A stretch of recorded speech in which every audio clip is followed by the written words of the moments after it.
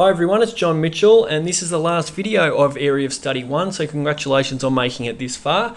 There's a long way to go, I know, but it all happens pretty quickly. And today's video we're going to look at organisational performance. Now remember that we went through business objectives earlier on, and so every organisation has goals and objectives that they're trying to achieve, and what we need to do is analyse, well, are we actually achieving those goals and objectives, and also how efficiently are we achieving those goals and objectives. It's important for organisations to measure their performance to see whether they are actually achieving those goals and objectives. And there's two important dimensions to organisational performance. One is effectiveness and the other is efficiency. Effectiveness is looking at whether the organisation is actually achieving their objectives or not. So we can say if we're trying to increase sales by 10% or we're trying to train all our employees within a given period of time, we can determine whether we've actually achieved that. What is also important is how efficiently we're doing that, and efficiency looks at the amount of resources it takes to achieve those objectives. Both of those are really important to the success of an organisation. It's one thing to achieve your objective, but it's another to do it efficiently. Let's say, for example, that we wanted to increase our sales over, and run a marketing campaign or an advertising campaign to increase our sales by 10%. We spend $100 million, throughout all Australia, just spending all this money on all this advertising, and we actually increase we meet our goal or exceed our goal even, and maybe we get 12 or 13% increase in sales. However, if we've spent $100 million in doing that and those increase in sales only brings in $30 or $40 million, then we're not really being efficient in achieving that objective. We need to make sure that we make the best use of our resources in order to be effective and efficient. So both of those are really important.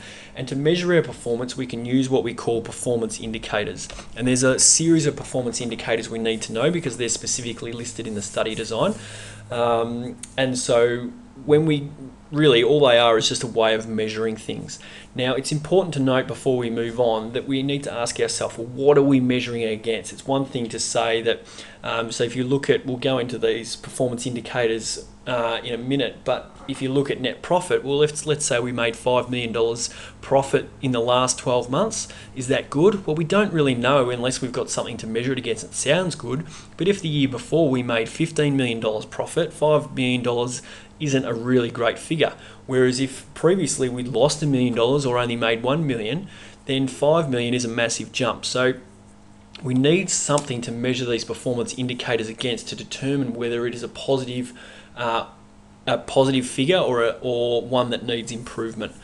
And so to go through the performance indicators, we're just listing pretty much what they are and what they measure. So first of all, net profit obviously measures the amount of money after expenses have been paid. That's what our profit is, and we want to see continuing ongoing profit, if preferably.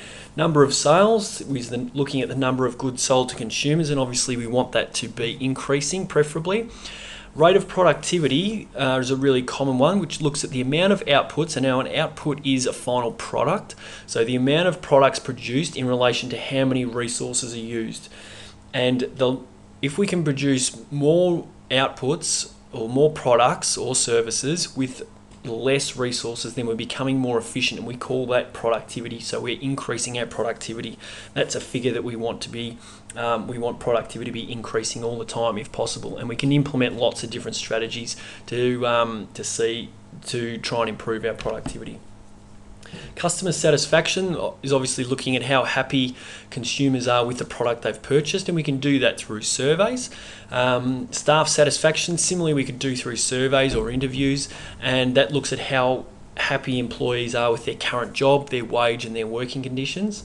Staff turnover is the rate at which employees are leaving the organisation and being replaced. So it's not if we are downsizing and getting rid of workers and not replacing them, that's not staff turnover. It's staff that are leaving the organisation and we need to then replace them. That can be a real indicator. If staff turnover is high, then that can be a real indicator that there's something wrong with the organisation. It could be its culture, or we're not paying our employees enough, we're not competitive in the market enough, those kind of things. So we want our staff turnover to be really low, because once we get really good employees into the organisation, we want to keep them. We call that employee retention. We want to keep them for as long as possible, because they can then really benefit and help the organisation grow. Level of wastage is looking at in the operations how much waste we're actually producing in the production process or in the operations process. And again, we want to reduce that, because it costs us money to buy materials, and if a lot of that is going to waste, then that's just lost money. It's important to, we can improve that by a number of ways, but it could be getting better materials, it could be improving our processes, those type of things. Number of customer complaints is measuring how many people are dissatisfied with the organisation or its products and have notified the organisation of their concerns. That last part is really important. It is not just simply how many people are dissatisfied with the organisation. They need to, customer complaints is looking at how many people have then notified the organisation of their concern. And number of workplace accidents measures the amount of people that are injured at work over a period of time, and we want that to be the lowest number possible, because we don't want people coming to work and then not making it home safely. So that's really important that workplace accidents is reduced. And what you've got to be thinking about all the time is, can you justify that particular indicator? Often in business management, you will be given a scenario or some kind of case study, and it'll ask you to, and they might be implementing some strategies and saying, well, what performance indicator can they use in this situation? So you need to be able to choose an appropriate indicator for the situation you're given, and explain why it is the best measure for that situation. So that's where the justification comes in. Often students, will just look at a scenario and just reel off any two performance indicators that they know, and it doesn't really fit in. It's not really a great measure, so it's not a really perfect fit for the actual scenario you're given. So always be thinking about, well, can I justify, and is this performance indicator the most appropriate for this situation that you've been given?